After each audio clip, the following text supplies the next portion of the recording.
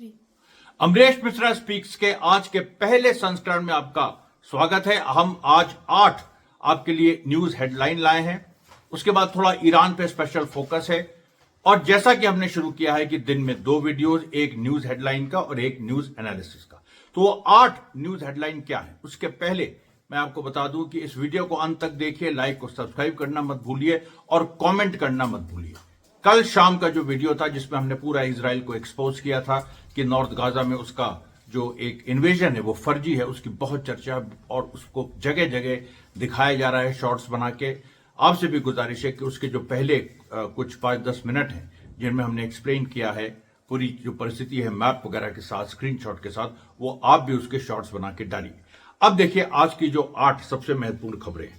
सबसे पहले देखिए, फिलिस्तीनी रेजिस्टेंस ने आज एक अद्भुत तरीके से कुछ 3 टाइप रॉकेट्स को इजरायली सेटलमेंट्स पे मार दिया। जो गाजा से लगे इजरायली सेटलमेंट्स हैं उन पे मारा और ये कह के मारा कि अलक्सा मस्जिद पे जो लगातार वेस्ट बैंक में अलक्सा मस्जिद पे जो लगातार इजराइल हमला कर रहा है, इजरायली सेटलर हमला कर रहे हैं, उसका ये जवाब है। और इसमें कुछ इजरायली घायल भी हुए हैं। फिर आप देखिए जो ह्यूमैनिटेरियन सिचुएशन है उसमें 11 लोग जो हैं पिछले 24 घंटे में 11 गाजा के सिविलियंस वो भुखमरी से शहीद हुए हैं और कुल संख्या जो भुखमरी से शहीद हुए हैं उनकी 212 हो गई है। उसमें 98 बच्चे हैं। बहुत ही दुखदाई है। लगातार ये सीन पैरेलल चल रहा है, लेकिन उसके साथ साथ ये भी याद रखना जरूरी है कि रेजिस्टेंस भी एक एक मौत का बदला अपनी तरह से ले रहा है। उसके बाद अभी देखिए WHO की जो चीफ हैं टेड्रोस अधनोम, उन्होंने कहा है कि करीब 12,000 बच्चे गाजा में जो 5 साल के नीचे हैं वो भी भूखमरी का सामना कर रहे हैं। उसके बाद लेबनान में देखिए जो अब ये कंफर्म हो गया है कि लेबनीज आर्मी के जो 6 लोग मारे गए थे वो इजरायली अनएक्सप्लोडेड ऑर्डिनेंस है उससे मारे गए। ये बात इजराइल ने फैलाने की कोशिश की कि जो 6 लेबनीज आर्मी के लोग मारे गए वो हिजबुल्लाह के वेपन्स को सर्च कर रहे थे और वहां ब्लास्ट हुआ तो हिजबुल्लाह जिम्मेदार है, लेकिन नहीं, वो निकला कि इजराइल जिम्मेदार है। इसको लेके बहुत जबरदस्त युद्ध छिड़ा हुआ है लेबनान में और जिसके बारे में हम आपको आगे बताएंगे। उसके बाद आप देखिए कि नॉर्वे बड़ा खूबसूरत देश है, उसमें एकदम उसकी वादियों में एक बड़ा सा बैनर लगा हुआ है और जहां ये लिखा हुआ है कि लेट गाजा ईट, गाजा को खाना खाने दो। ये नहीं कि गाजा में अकाल पड़ रहा है या भुखमरी है तो वहां पर खाना भेजो। गाजा के लोग सक्षम है, खुद भी खाना खाने में सक्षम है, उनको खाने तो दो। उनको तुम बंदूक और गोलियों से जो उनको एक नए तरीके का अकाल पैदा कर रहे हो वो दूर करो। उसके बाद देखिए पैलेस्टीनियन फैक्शंस ने, जो 5वीं खबर है, पैलेस्टीनियन फैक्शंस ने इजिप्ट के लोगों से अपील की है कि बड़ी संख्या में वो निकल के और राफा बॉर्डर को ब्रीच करें और वो गाजा की जो सीज है, जो गाजा का ब्लॉकेड है, वो तोड़े। फिर जो 6ठी खबर, आर्मीनिया और अजरबैजान में ट्रंप ने दोस्ती करा दी है, जिसे ट्रंप का अंदाज है। और आर्मीनिया और अजरबैजान, जबकि अजरबैजान इजराइल के साथ है, आर्मीनिया ईरान के साथ है, तो दोनों में उसने दोस्ती करा के उनका एक कॉरिडोर ले लिया है। उस कॉरिडोर का जो नाम है वो है ज़ैंगिज़ूर कॉरिडोर। ज़ैंगिज़ूर कॉरिडोर अब ट्रंप कॉरिडोर कहलाएगा। और उसी के साथ साथ अजरबैजान और आर्मीनिया ने ट्रंप को नोबेल प्राइज के लिए नॉमिनेट कर दिया। जैसे नोबेल प्राइज कुछ देश जो हैं वो नॉमिनेट करते हैं तब मिलता है, ये नई रवायत है, इसमें कुछ मिलने वाला नहीं है ट्रंप को। उसके बाद देखिए जो एक बड़ी खबर है जो स्मोत्रिच किया। अब यहां पर मैंने आपको कल बताया था कि जो इजरायली राइट विंग है वो भी खुश नहीं है इजराइल का जो अधपका नॉर्थ गाजा इन्वेजन प्लान है, जो कि एक्चुअली अल्टीमेटली हमास के सामने सरेंडर ही है वो, क्योंकि मैंने आपको समझाया कैसे किस तरह से वो कोई इन्वेजन प्लान है ही नहीं।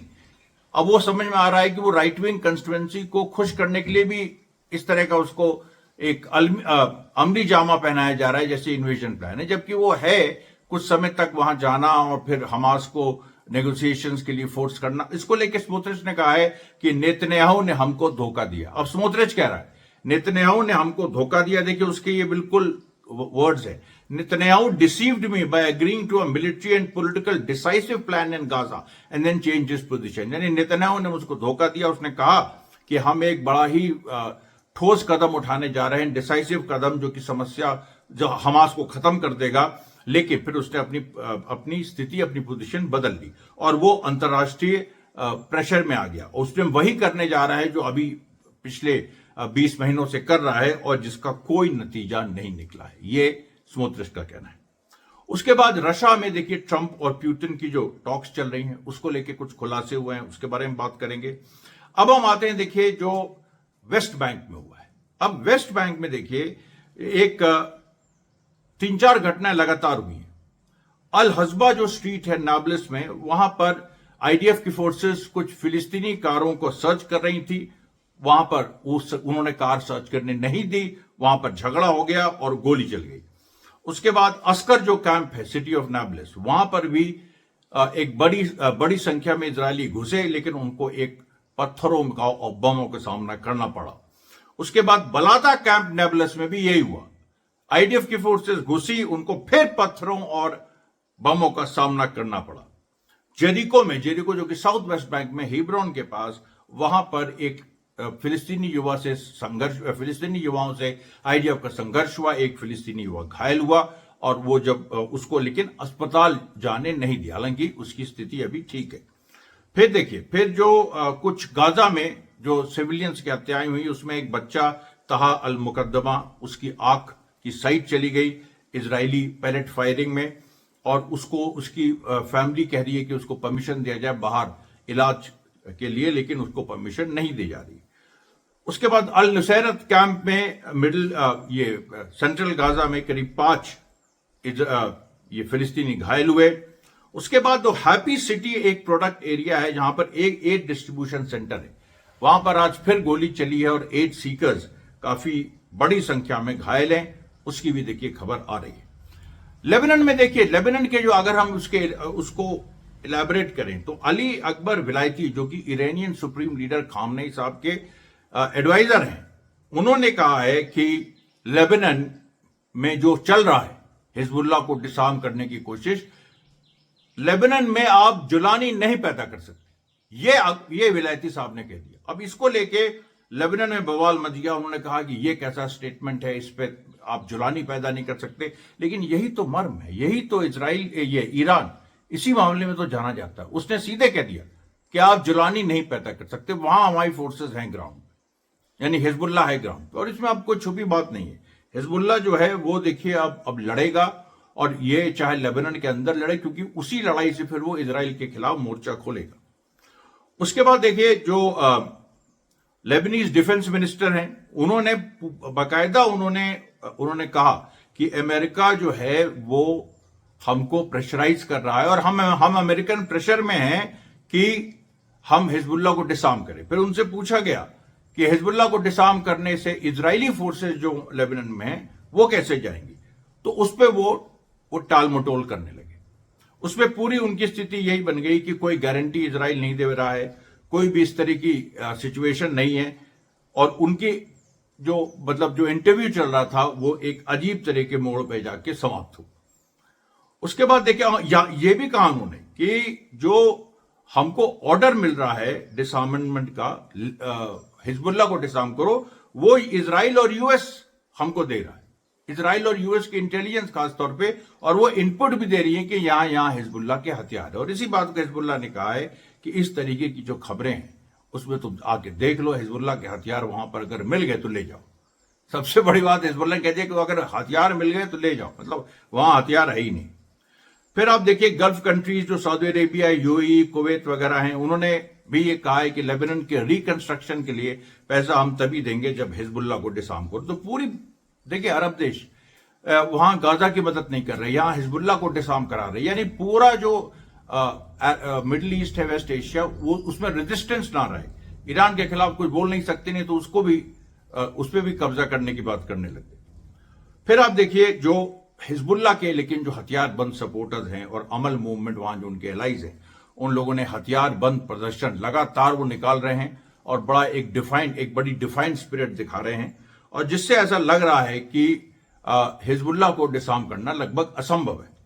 फिर जो बगदाद में, इराक में जो फ्राइडे प्रेयर हुई, वहां के इमाम ने कहा कि ये जो लेबनान का जो ये डिसीजन है कि हिजबुल्लाह को डिसआर्म करना, ये इजराइल को सरेंडर करने के मुकाबले है। यानी इमाम जो हैं बगदाद के, उन्होंने कहा कि इजराइल के सामने सरेंडर करने की ये कवायद है और इसको कभी भी हम लोग इजाजत नहीं देंगे।